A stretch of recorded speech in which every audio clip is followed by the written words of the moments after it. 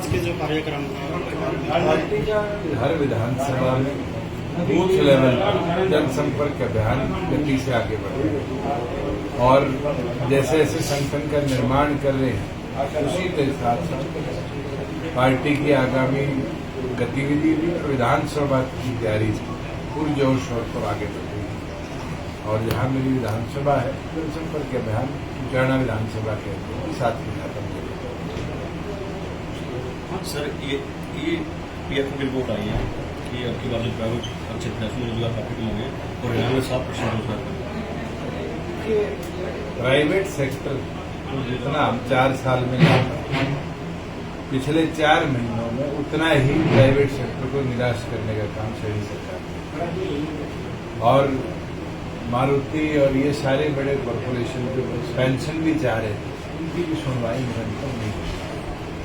मैं तो ये मांग ही कर सकता हूँ कि जो हमारे ई भूमि के ऊपर खटकड़ उचाना में 2 इंडस्ट्रियल जोन, सफीदो हल्के में केएमपी और मुंबई एक्सप्रेसवे के ऊपर 152 और मुंबई एक्सप्रेसवे के ऊपर इंडस्ट्रियल जोन, अम्बाला के अंदर इंडस्ट्रियल जोन, सरकार इन एक्विजिशंस को गति दे, जमीन लेकर इंडस्ट्रियल हब बढ़ाएगी और इंडस्ट्री भी आ सके और हमारे यहाँ रोजगार के अवसर भी। सर इंडिया गठबंधन एक साथ आगे केजरीवाल का समर्थन कर रहा है और बोल रहा है कि भाजपा जो विपक्षी आवाज दबाने का काम कर रहा है, इसके बारे में आप देखो जहाँ एक कोर्ट से लोअर कोर्ट से बेल मिलने के बाद और हाई कोर्ट ने उस पर प्रतिबंध लगाया, ये शायद संविधान कानून उसके ऊपर का निर्णय है। ये साफ दिखता है कि कहीं न कहीं मशीनरी का मिसयूज किया है।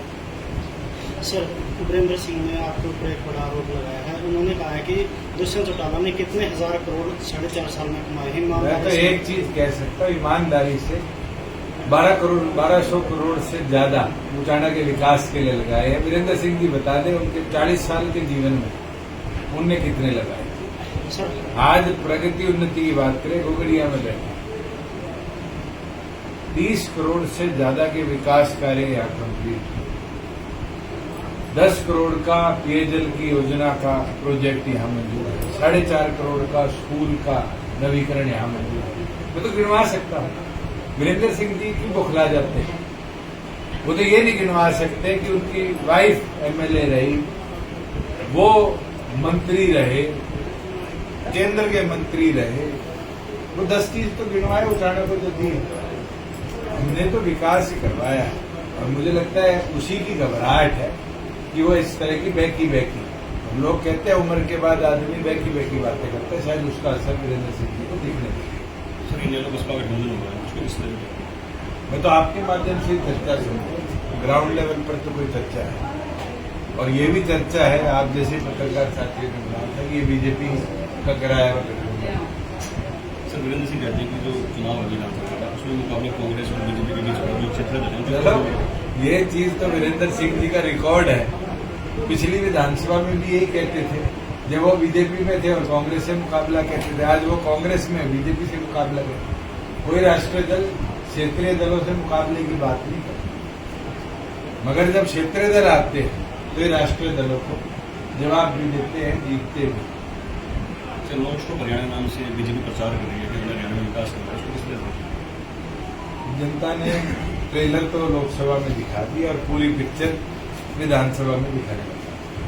आपको 75% का मौका था कि लागू करवाएंगे, केस भी चल रहा है, तो उसको आप किस तरह से बांधेंगे? उसके अंदर कॉन्स्टिट्यूशनल बेंच ने सुनवाई करनी है और मुझे पूरे विश्वास है 75% युवाओं के लिए जो कानून हमने बनाया सुप्रीम कोर्ट खड़ी होकर हमारे करे हुए फैसले का साथ।